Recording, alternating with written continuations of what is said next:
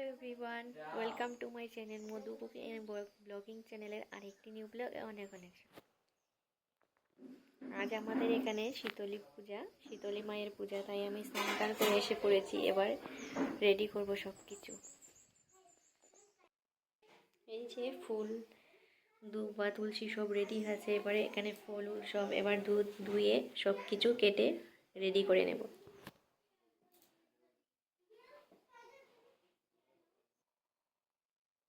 তারপর দেখুন আমি এখানে ফল রেডি করতে বসে পড়েছি।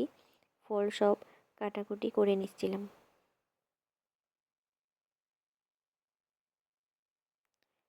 অনেকটাই লেট হয়ে গেছিলো, 11টা প্রায় বেজে যাচ্ছিল, তাই তাড়াতাড়ি করে নিতে হচ্ছে।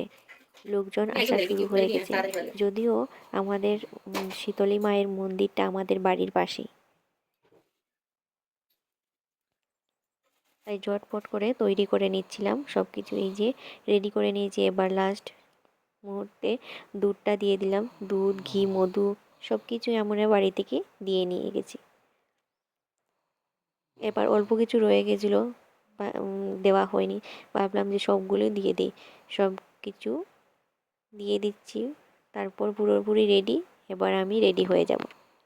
তারপর আর দেখাতে পারলাম না, রেডি হয়ে চলেও এসেছি। আর এই যে আমাদের বাড়ির সামনে চলে এসেছি এই শীতলী মায়ের মন্দিরে। মন্দির বলা যাবে না, শীতলী মায়ের থলি। এখানে বৎসরে বৎসরে শীতলী পুজো হয়। বছরে একদিনই এখানে সব মিলে একদিনই এখানে শীতলী পূজা হয়।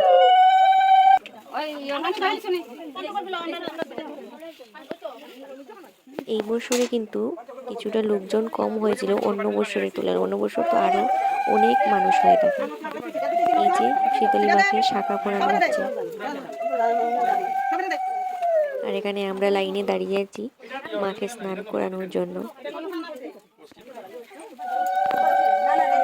আমরা তিনজনে মিলে শীতলী মাকে স্নান করিয়ে নিচ্ছিলাম। এই গাছটাকেই শীতলী মায়ের গাছ হিসাবে ধরা হয়। জানি না আমি এটা ভাষায় বলে থাকি কুকুর পাতা যাকে বলে, কিন্তু এখানে দেখলাম এই গাছটাকেই শীতলী মায়ের অনেক পুরনো গাছ হিসাবে ধরে পুজো দেওয়া হয়, গট বসানো হয়। এখানে পঞ্চগর্ভ সবার মাথায় মাথায় দেওয়া হচ্ছিল।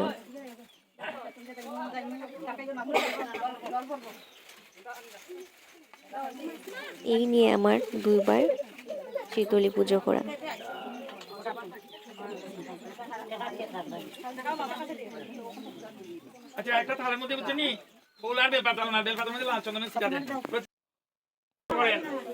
এই যে মা শীতলীর ঘর। এবার আমাদের নামে সংকল্প করা হচ্ছিল। অলঙ্কার বিভূষিতা রূপসী ইদং রূপময়ী মাতরম বিস্ফোটক দেব্যা অহং পূজনমহং অহং প্রণম্যা মহং মাতরং শীতলা দেবী নমস্তে।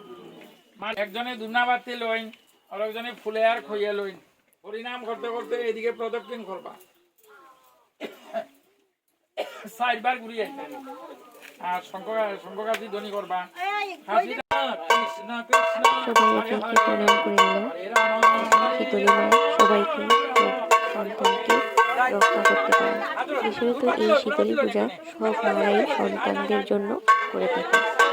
সবাই সবার সন্তান, শীতলী মা যাতে সবার সন্তানকে ভালো রাখে, সুস্থ রাখে, সেই কারণে এই শীতলী মায়ের পুজোটা করা হয়। তারপর এখানে আমরা মাকে প্রদক্ষিণ করছিলাম। কৃষ্ণ হরে কৃষ্ণ হরে কৃষ্ণ।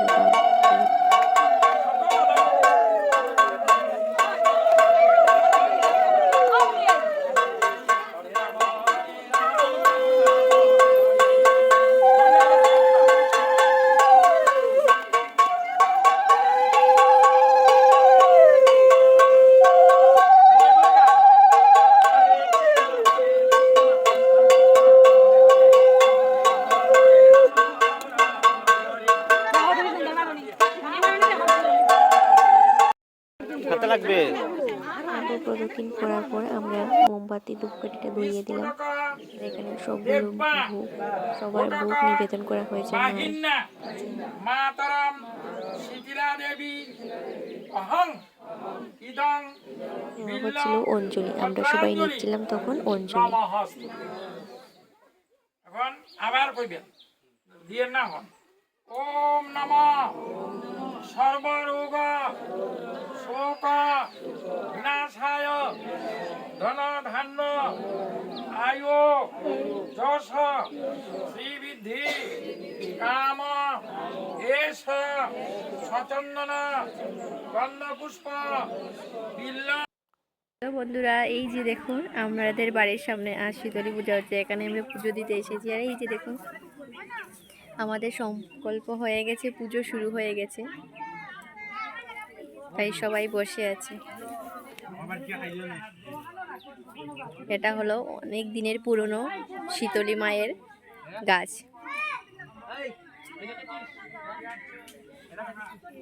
এই যে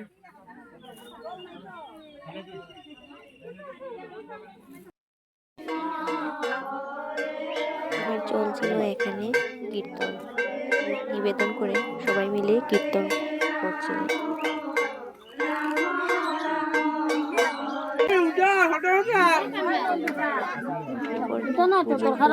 কমপ্লিট, এবার প্রসাদ খাওয়া শুরু হয়ে গেছে। এই যে সবার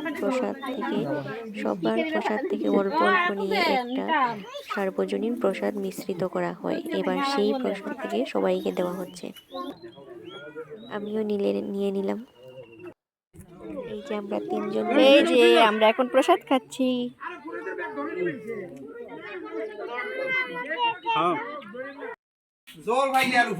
আমরা পুজো দিয়ে চলে আসলাম বাড়িতে। কেমন লাগলো ভিডিওটা? যদি ভালো লাগে থাকে তাহলে একটা লাইক করতে ভুলবেন না। Thank you.